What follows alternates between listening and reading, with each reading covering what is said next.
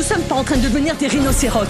Moi, je ne veux pas devenir un rhinocéros. Je ne vais pas accepter de devenir quelqu'un qui soutient un régime génocidaire et qui est en train d'accepter que Israël fasse régner son ordre guerrier par... Emmanuel Macron, il s'inscrit dans la ligne diplomatique qui a toujours été celle de la France. Avec l'Iran. Avec l'Iran. Mais moi, je vous parle de la position vis-à-vis d'Israël. Oui, c'est-à-dire qu'Israël, on la laisse avoir l'arme nucléaire, d'être en dehors des traités internationaux, et on considère qu'elle est attaquée là aujourd'hui. Emmanuel Macron.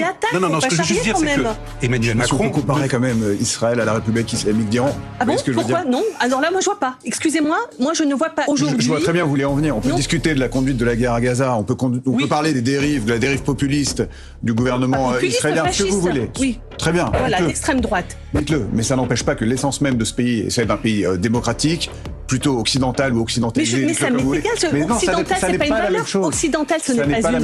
Quand vous dites que ce sont des valeurs. Alors, de quoi parle-t-on quand on parle de valeurs?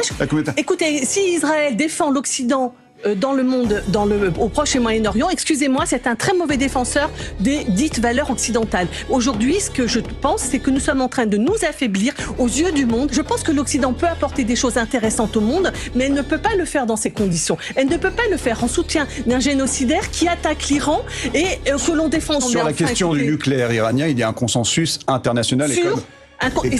Terminez votre phrase. Un consensus international sur quoi? Sur le fait que l'Iran doté de l'arme nucléaire... Il ne l'a pas. Il ne l'a pas. Vous venez d'entendre des spécialistes. Vous enrichissez de l'uranium à hauteur de 60%. Vous êtes un pays du seuil. C'est-à-dire que je vais vous y... Non mais expliquez-moi, je vous en prie.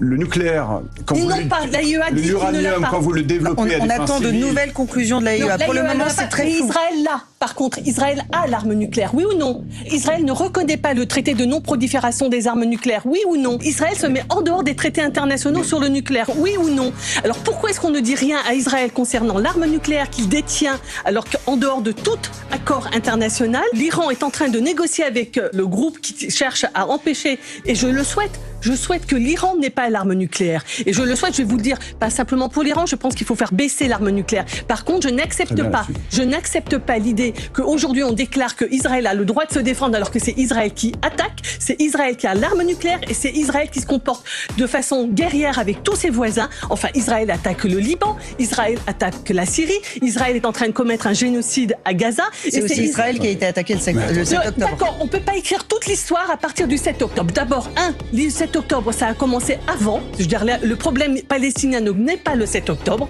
il est antérieur au 7 octobre. Et depuis le 7 octobre, ça ne donne pas le droit à Israël de se comporter comme elle se comporte, avec tous ses voisins et avec les Palestiniens. Ils sont en train de commettre un génocide, on ne va pas l'accepter. On ne peut pas l'accepter.